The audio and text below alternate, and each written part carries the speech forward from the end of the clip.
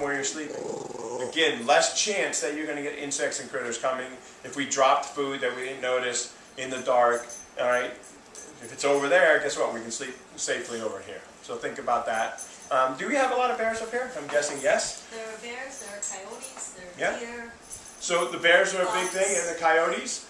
So we have to, and Mary Frances, you're cringing. They're beautiful singers. Yeah. We will have a little bit of a hard time. I already was looking out there tonight to do our bear bag. We're going to have a hard time out there because there's not a lot of good trees. There's a lot of thick canopy, and we're actually going to have a hard time doing that, but that'll be one thing that I'll have to show you guys when we do that. But a bear bag is basically, you can see the food, the items, is stuck up in the tree, so the bears are heading that way, and they can't reach it, and hopefully we'll just leave our side alone. But we'll go through that a little bit more. There's actually better ways of doing it, having metal containers, bear-proof containers. My understanding is some places these are actually illegal. And if a well-trained bear has gotten into it once or twice, they can get into it again.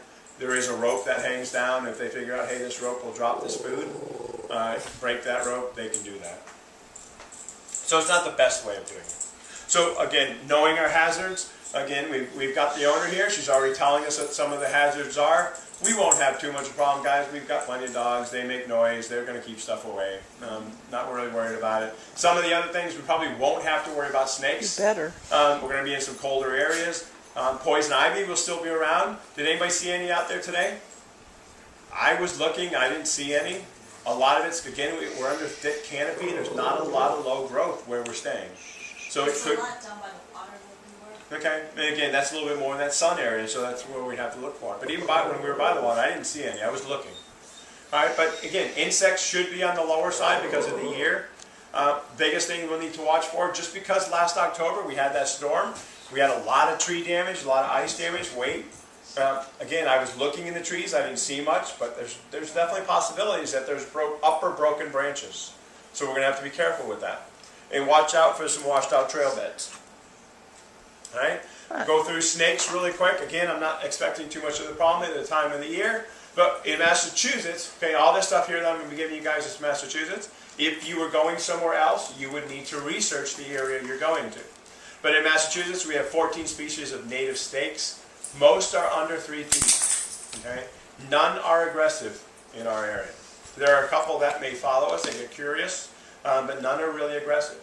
Doesn't mean if you don't start going, if you go over there and you start messing with that snake, it's not going to bite. Same with our dogs. Our dogs are really curious and they go over there. Just because they would rather leave us, they could still bite. Okay? There's only 2 venomous. There's none, I don't believe, in this area. The area we're going to be camping, there are no venomous snakes. There's only located in about, I think it's a dozen areas in Massachusetts. There is actually some on Mount Tom. Pittsfield area, I think there's a good sized nest, but there's not much around. And I don't think in this area there's any. A lot of grounds. Just a lot of gardeners. Right. In this area, from the reports I've seen, there will be no poisonous snakes. All right. There's only been 1 death in Massachusetts from a poisonous snake, and it happened over 200 years ago. So our chances are really small. I think I may win the lottery first. All right. There are no venomous water snakes in Massachusetts. Even though there are people that think there is. There are no venomous water snakes in Massachusetts. Again, if you're traveling outside of Massachusetts, check your area. We're going to go through a couple of pictures here, guys. Our common garter snake, milk snake. Again, you can see that one's secretive and nocturnal, so you're probably not going to see it. I mean, even if you're outside at night and you're walking with your flashlight, it's unlikely you're going to see one, guys. Your ring snake, rarely found out in the open. The water snake is going to be in all ponds and all rivers in Massachusetts. Our black racer is going to be found in brush and the forest, so that's something that could be out there. This one here is actually, I want to say, may actually even follow people. It's curious, all right? May actually, but it's not going to do anything. The hognose, again, relatively rare, but can put on a really nice display. If you get too close and you scare it, I guess I've never seen one, but they say it can really put on a nice little show. The 2 venomous snakes in Massachusetts, we've got the timber rattlesnake. Again, we don't expect to see those. And the northern copperhead, it is even more rare than the rattlesnake. Plants, again, we talked about that poison ivy. Where we're going to be, it's rare. It's going to be extremely unlikely that we're going to see any poison sumac, probably not even poison oak. Some of these like wet marsh type lands, and even though we're going to be near the river, there's not a lot of vegetation out there we're going to have to worry about. Some of the other poisonous plants that we find, both poisonous to humans and dogs, that we do find in Massachusetts, is jack in the pulpit, the mistletoe, buttercup, nightshade, water hemlock, and mushrooms. And when we go out there, we will ask my wife to identify each one of those for us. Can you do that? Yeah. Teresa's into permaculture and stuff. For you guys who don't know that, she's really big into protecting the land and the whole 9 yards. And she's going to school for a lot of this stuff. So I know she doesn't want me to talk about her. Poison ivy. It is actually one of the single biggest allergy type items out there, guys. Over 50% of the U.S. is allergic to poison ivy. They do say, and people have told me, that you can become basically immune to it if you get covered enough. I'm not willing to try it, but some people say if you eat small amounts of it, you can become immune to it. I'm not doing that. Okay? You can get, even though we may not see it, if our dogs are running around in the brush and playing and they come and sleep with us, we could be covered with it within a few hours. So we do have to be careful there. Animals do not actually get the rash. The oil is potent for a very long time, even years. The rash will last 1 to 3 weeks. Has everybody in here had poison ivy? Virtually everybody in here has had poison ivy. Can I share Yep. remedy? Yep. I just had it about 3 weeks ago, and I was going to be in a wedding, so I wanted to get rid of it fast. Carnation, evaporated cream, the milk, the little can. Pour that on, gone. Yeah. Cool. Yep, gone. So it does work. It's sticky, it's yummy. Good job, Megan. Where are we going with? Okay. There is a bunch of different remedies, prescriptions. I've had it really, really bad, and I've been on prescription medicine, and they really do make a difference. It can help a lot. Grows out throughout the United States and southern Canada. Never ever burn it. It can get into your lungs. Alright, so you never want to burn this stuff. Not only can it get into your lungs, you start getting that oil on your skin, you're going to be hurt. Okay? The plant, we'll go through this kind of quick, guys. We've got some pictures coming up. It is variable in shape, but this is one of those ones that's really important because you guys have done the hiking and the backpacking and stuff like that. We have to be able to find it. Alright? Really? It's variable in shape, size, and look. Can be a ground plant, alright, really low. It can be climbing, and it can be shrub-like. It is a very versatile plant. The leaves are always going to be in clusters of 3. That's one of the big patterns. Alright, always clusters of 3. They may have some jagged edges, but they're not really sawtooth. I mean, they may be jagged because they got ripped a little bit and they've healed and stuff like that, or they may grow a little bit like that. But generally, they're going to be relatively smooth. Wide at the base, pointy at the end. We'll have flowers in May to June, and berries in August and November. So we could actually see some berries if we go out there and see that.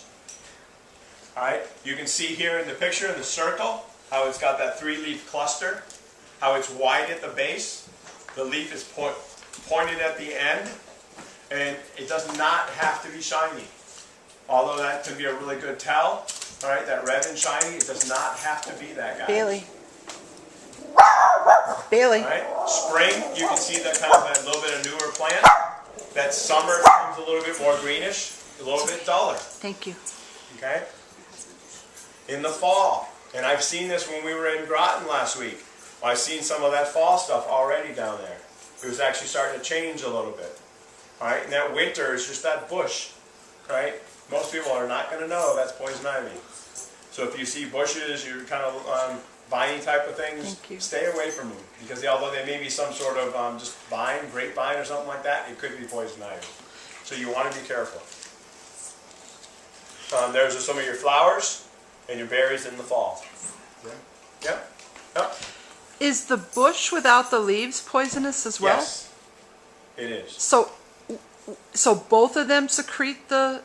Yeah, they can have oil on them all over. The roots can have oils on them. I mean, they're basically in throughout the plant. I didn't know that. So if you were to break that bush and get some oil on you, you would still catch it. All right. If there's any kind of oil on the outside of the bark, you could get it.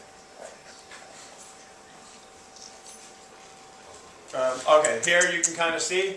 I know on your right side, my right side there, that is definitely poison ivy. You notice, actually, hold on. I'm sorry, it's Virginia green. I can't see it really good on this side. But that's 5 leaves. See the 5 leaves, guys? That's it, one of those petals. And see this one here with the jagged edges, those sawtooth edges? That makes that huge difference. All right, can you guys point out poison ivy in there? Yeah. Who wants to say where it is? Go ahead. It's like the like the lighter, the darker green. Yeah. Yeah. One in the middle. Yeah, basically. One in the middle. How about here? It's 3 leaves, but I don't know. Yep, but you notice on the different shapes on those, It's gotta be white. and they're not really kind of 3 clusters all that much. But look off to the over there. See how the 3 bases, the 3 of the leaves are really close together, the base.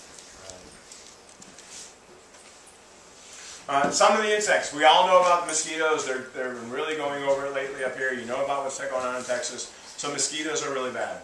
All right, we're going to want to make sure you guys are wearing insect repellent. All right, DEET for our skin, and shoot, what is it called? I'll look it up for you. But there's actually an item that you can use on your clothes. All right, so you want to think about that. It'll really help. All right, I don't think at that time of year it's been relatively dry. The areas we're camping, there's not much moisture out there. I don't think we're going to be camping. The issue is going to be really bad, but the possibility is there. Okay. Some of the spiders, again, we're getting into the colder season. Most of the northern black widow actually does thrive up here. All right, but the southern black widow and the brown recluse there can be brought up. Again, we don't have any cargo ships where we're coming. Right? We don't have any truckers coming through. So are we going to have that type of spider where we're going? I'm sure we won't. But there is always the possibility. Other areas we have to worry about is bees, wasps, ants. Does anybody here have bee issues where we have to worry about epinephrine or anything like that? No? Cool. All right, but we do have to worry about those ants, centipedes. Ticks is the other big one that we guys up here. We all know about the Lyme disease. Okay, Rocky Mountain fever and a couple other things. The Lyme disease is the big one up here, and it does affect humans. Ground wasps. Huh? Those are big, the ground wasps. Yep, the ground wasp is what we were talking about earlier. Watch where you set up your tent. That's big here. Watch where you do your cat hole and you sit down. Yeah. All right, your deer tick is really small. All right, I did this picture so you could see the difference between your deer tick and your wood tick. All right, the deer tick is actually the one you really have to worry about. All right, your wood tick is not really a carrier. All right, deer prevention. All right, avoid wooded, brushy areas. Okay, we're not going to have a lot of brush or woody stuff out there. I'm sorry. Again, because of our deep canopy, the ground is pretty bare. So I'm suspecting in the woods it's probably not that bad. Ticks? You have really bad ticks up here? Well, it hasn't been bad now, but last fall we had a lot. It was really bad? Yeah, there's Okay. a lot of deer too, so Yeah. there is a lot of deer ticks out here. All right, so we're going to walk in the center of trails. Again, when we're setting up our tent sites, guess what? We're going to be out in fresh woods. Again, you can repel ticks with DEET or that permethrin. That's the other one I was thinking of, that permethrin. You can actually put on your clothes, your boots. My understanding, I've never seen it. I don't know where you could buy it. They actually have it where it's built into the clothes. And it's supposed to, I think it lasts like up to 200 washes. It's actually right in your clothes. Okay? You can actually spray that on your tents, your socks, your boots, anywhere where your tent openings to keep them out. All right, you want to bathe or shower as quickly as you can coming out. But guess what? I doubt any of us are going to be showering or jumping into the river at that time of year. So, I mean, when you go into your tent, try to check yourselves out. You can get that stuff at Dick's. The permethrin? Yeah. But I don't know if you can buy your clothes with it, can you? I don't think so. Yeah? Check our gear, check our pets, and as much as possible while we're out there. All right? The deer tick prevention, there's a disease transmission that we want to really worry about the most. All right? In most cases, though, the tick has to be attached for 36 to 48 hours. So in most cases, especially if you got somebody who can check you out, I mean, you really shouldn't have that problem. It's a little bit harder for our dogs because even though we check our dogs, some of our hairier dogs, sometimes those little ticks are hard to find. So we want to be careful with them. Most humans get infected here by those little immature nymphs because they're so small, they're hard to see and they're hard to detect.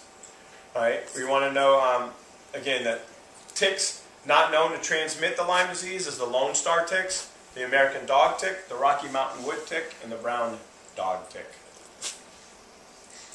Deer prevention on dogs, kill. Many of us